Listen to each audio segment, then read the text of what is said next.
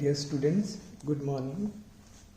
Today our topic of interest is grouping of cells. मतलब ਅਸੀਂ ਅੱਜ cells ਦੇ group ਬਣਾने हैं. पहले ਅਸੀਂ ਕਰਾਂਗੇ series grouping of identical cells. Identical means ਸਾਰੇ cells ਜਿਨ੍ਹਾਂ ਦੀ EMF ਦੀ value same ਹੈ ਉਹਨਾਂ ਦੀ series grouping ਕਰਾਂਗੇ. ਠੀਕ ਹੈ. Suppose n cells each of EMF E and internal resistance R are connected in series to the external resistance capital R. ठीक है, जिदा कि फिगर दे विच दिखाया गया ते तुसीं देख रहे हो कि हर सैल का पॉजिटिव टर्मिनल दूसरे सैल के नैगेटिव टर्मिनल के नाल कनैक्टेड है. Positive is connected to negative terminal. छोटा टर्मिनल नैगेटिव, बड़ा पॉजिटिव. ठीक है. और ये आई करंट गुजर रहा है, ये भी अं देख रहे हैं. हुण अं देखते हैं कि इन्हां दी एन सैल्स की इक्वलेंट EMF किहदे बराबर आएगी. वो आएगी, देखो सारे सैल सीरीज के विच जुड़े हैं, सारियां दी EMF ऐड हो जाएगी. ठीक है. और कितनी टर्म्स बन गया, n टर्म्स, तो सारे ऐड करके मैं इस तरह लिख सकता NE. ठीक है. हुण जे असीं इंटरनल रजिस्टेंस देखिए कितनी है टोटल इंटरनल रजिस्टेंस नूं EQ दे नाल लिख लेना. सीरीज दे विच है, सीरीज च सारियां रजिस्टेंस का की हो जाता है, सम हो जाता है. इस करके ही इहदियां भी कितनी टर्म्स ला लांगे, टोटल n टर्म्स. ठीक है. ये भी कितना आ गया साढ़े कोल n into small r. Clear. हुण टोटल रजिस्टेंस ऑफ सर्किट कितनी आई, टोटल रजिस्टेंस ऑफ सर्किट पूरे सर्किट इज इक्वल टू एक तो बनी साढ़े कोल NR ते एक बनी साढ़े कोल प्लस कैपिटल R. ये आ गई total resistance of the circuit.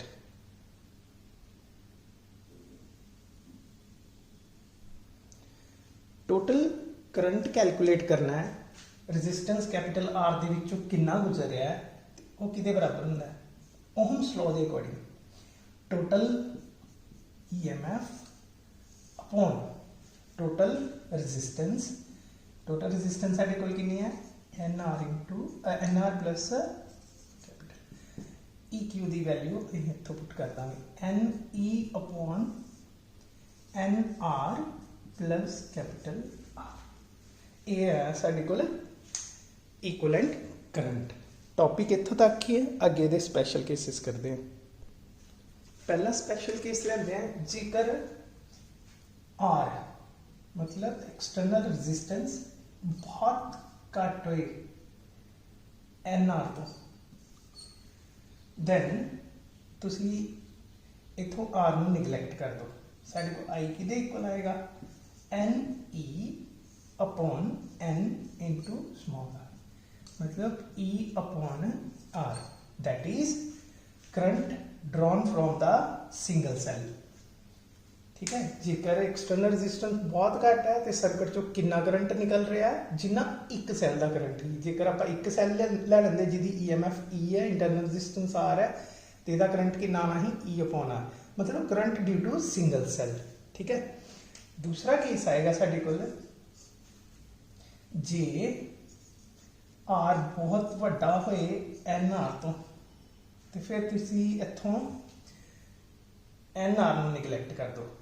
साढ़े को किहदे इक्वल आएगा, I is equal to NE upon capital R, that is N times the current drawn from single cell.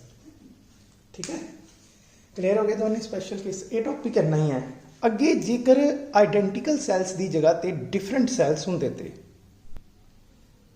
वो सैल्स जिन्हां दी EMF E1 E2 up to EN है और internal resistances R1 R2 up to RN है. ठीक है. फिर जी टोटल EMF आएगी कॉम्बिनेशन दी, और सारे ही सैल्स की EMF दे सम दे बराबर आएगी. क्लियर। और इंटरनल रेजिस्टेंस टोटल कितनी आएगी, फिर भी सारे का ही सम हो जाएगा। ठीक है। हम जो भी तुहानू कोई इस तरह सैल दियाँ कॉम्बीनेशन का न्यूमैरिकल आता है, चाहे वो डिफरेंट सैल है चाहे वो आइडेंटिकल सैल्स है, जो उन्होंने सीरीज़ के ज्वाइन करना तो टोटल EMF इंडिविजुअल सैल्स की EMF के सम के बराबर आएगी, और टोटल इंटरनल रेजिस्टेंस भी इंडिविजुअल रेजिस्टेंसिस के सम के बराबर ही आएगी। ठीक है।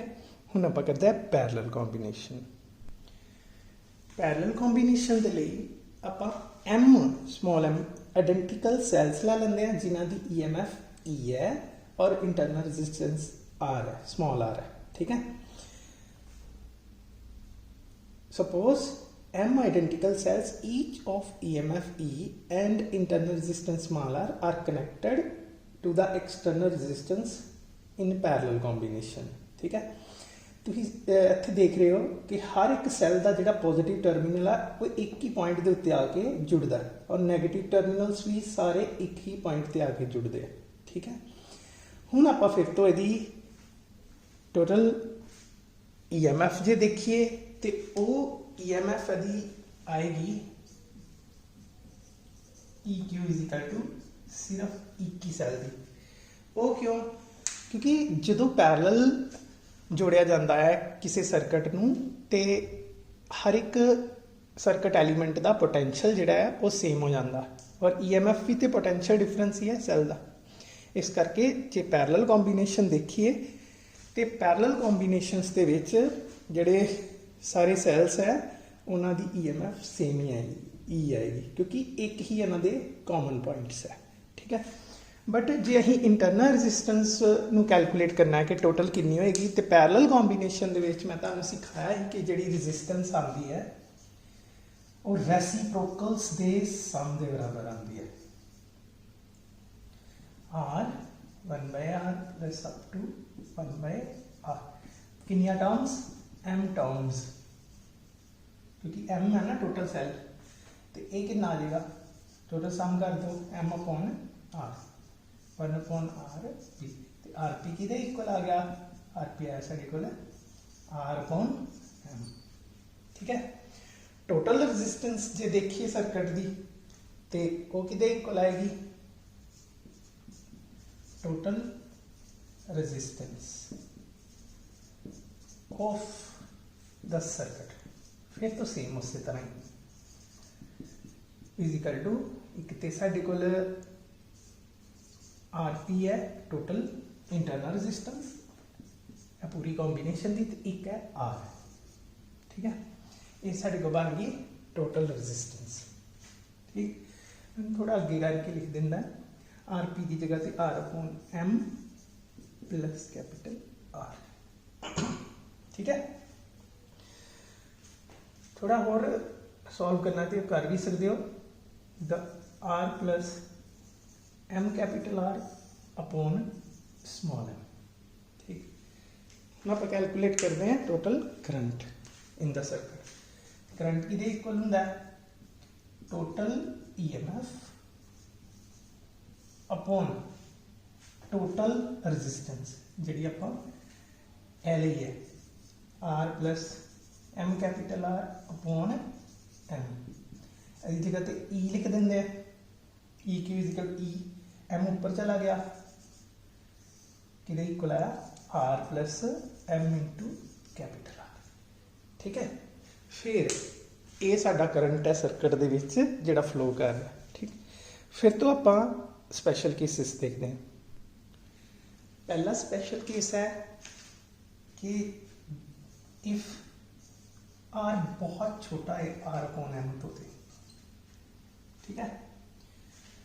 फिर जे आपां गल करिए टोटल रेजिस्टेंस की, तो वो मैं तुहानूं क्या है कि total internal resistance plus total external. Total internal साडे कोल RP ही, तो इसकी जगह पर R/M लिखा C plus into R।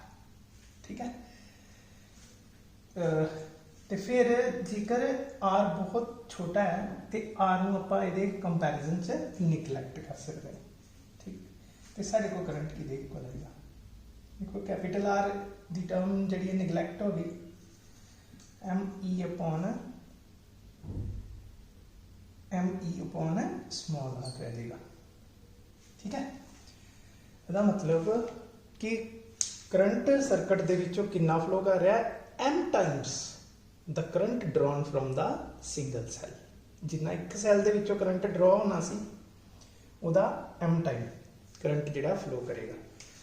Second case ਦੇ ਵਿੱਚ उल्टा करते हैं, इफ जे इंटरनल रजिस्टेंस बहुत ही घट हो एक्सटर्नल तो then I is equal to इत्थों ही देख लो आर निगलैक्ट कर दो तुहाडे को बचेगा M E upon M into capital M cancel E upon R. मतलब जदों एक्सटर्नल रजिस्टेंस बहुत ज़्यादा है इंटरनल रजिस्टेंस के कंपैरिजन च तो फिर सर्किट के विचों जिहड़ा करंट गुजर है वो current drawn from the single cell, जिन्ना एक सैल जो करंट आना ही उन्ना ही करंट जिहड़ा है सर्किट के विचों फ्लो करेगा। हुण देखो सीरीज़ दे विच जदों असीं कीता है तो उहदे विच जेकर एक्सटर्नल रजिस्टेंस बहुत घट हुंदी है इंटरनल रजिस्टेंस तो फिर करंट मिनीमम हो जाता है, घट गुजरता, एक ही सैल का करंट के बराबर करंट आता। बट पैरेलल दे विच जेकर एक्सटर्नल रजिस्टेंस बहुत घट हो जाते तो m times current drawn from the single cell आ रहा है। ठीक है, नोट्स के विच तुहानूं मैं क्लीयरली लिखा होया है, वो तो देख लेना। हुण जेकर पैरेलल कॉम्बीनेशन डिफरेंट सैल्स की होए तो फिर किस तरह करना, इनू मैं सीधा ही लिखा लगा उस तरह, बट इनू जे प्रूव भी किया जा सकता, बट वो प्रूव बहुत लंबा लेंथी है, तुहाडे सिलेबस का पार्ट भी नहीं है, इस करके मैं उन्हें प्रूव नहीं कराँगा। बट न्यूमैरिकल्स या ऑब्जैक्टिव क्वेश्चन कई बार पूछे जा सकते हैं। फिर जेकर इस तरह पैरेलल कॉम्बीनेशन होए तो पैरेलल दे विच ते हुण एक नहीं ना EMF अलग अलग है। मैं तुहानूं कहा ही पैरेलल दे विच जे इक्को ही EMF है तो फिर इक्वलेंट EMF सिंगल सैल की EMF के बराबर ही आ जाएगी, बट इत्थे डिफरेंट है। फिर इहदे केस दे विच आपां किस तरह सॉल्व करना, total EMF of the parallel combination of cells upon total internal resistance of the parallel combination, तो ये डिवाइड कर देना। ठीक है, फिर इधर की करना, इधर पहले सैल की EMF पहले सैल की इंटरनल रजिस्टेंस, दूसरे सैल की EMF दूसरे सैल की internal resistance and so on m cells internal resistance of mth cell. फिर इस तरह सॉल्व करना। और जो टोटल रजिस्टेंस कैलकुलेट करनी है तो तुहानूं पता ही है parallel internal resistance parallel combination दे विच ते सीधा ही आ जाएगा ना। फिर इस तरह रेसिप्रोकल्स का सम कर देना। क्लियर, फॉर्मूला याद रखना बस, जे डिफरेंट सैल होए तो इस तरह करना, जे सेम सैल हो तो उस तरह करना। एक चीज़ होर मेरे दिमाग च आई, जेकर सीरीज़ कंबीनेशन दे विच सैल्स डिफरेंट होना बट नैगेटिव नैगेटिव ना कनैक्ट होए तो फिर EMF नूं किस तरह लिखना है। ठीक है, फिर तुसीं प्लस की जगह पे माइनस साइन यूज़ करोगे। वो माइनस किहदे नाल लगाना, जेकर E1 ज़्यादा वड्डा है, E1 is greater than E2 तो फिर तुसीं टोटल EMF इस तरह कढ़नी है, E is equal to E1 minus E2। मतलब जिधरला पासा वड्डा है उन्हें पहले लाना है, छोटे वाले नूं बाद च। ठीक है, ये है parallel combination of different cells. हुण आपां करते हैं ग्रुपिंग ऑफ सैल्स कि जिस वेले कितने बड़े सैल्स होन और उन्होंने दी सीरीज़ एंड पैरेलल दोनों तरह दी कॉम्बीनेशन मिक्स करके पूरी कॉम्बीनेशन बनाई जाए तो की होएगा। When cells are connected as shown in figure, they are said to be in mixed grouping. Let n cells are connected in series in one row. ठीक है, एंड सपोज करो कि इस तरह दी साडे कोल m रोज है, मतलब एक रो दे विच n सैल लगे है तो इस तरह दी साडे कोल m रोज है।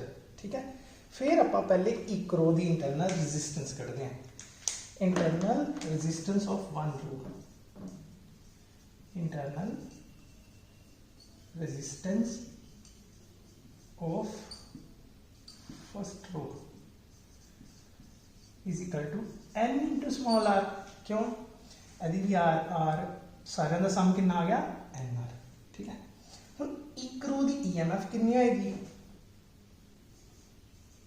EMF ऑफ वन रो एक सैल की EMF जे E है और इंटरनल रेजिस्टेंस R है तो N सैल्स की EMF कितनी आ जाएगी हमने पिछे किया आप सम कर देना NE ठीक हुण यदि रेजिस्टेंस टोटल रो की कितनी आई NR यदि भी कितनी है NR यदि भी कितनी है NR ठीक है तो ये सारी आपस की हो गई parallel so that's why total internal resistance total internal resistance is given by फिर उन्होंने आप इस तरह लिखे 1 upon RP टोटल एक रो की कितनी पहले दी NR दूसरे दी भी कितनी NR तीसरे दी भी कितनी NR and up to M terms ठीक है नोट्स के शायद मैं इस तरह लिखा नहीं टर्म्स देख लियो चेक करके जो लिखा है जो नहीं लिखा है फिर तो इतने टर्म्स लिख लियो तो साढ़े को की है 1 upon RP is equal to किन्ने है टोटल M इस करके M टाइम्स हो जाएगा क्लियर RP कि इक्वल आ गया साढ़े को N small r upon M ठीक है रेसिप्रोकल करता हुण टोटल रेजिस्टेंस सर्किट की कितनी आई हाँ ठीक कर देना total resistance of the circuit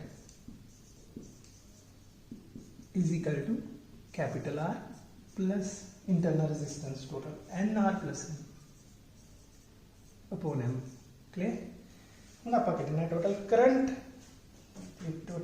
किहदे equal आएगा टोटल EMF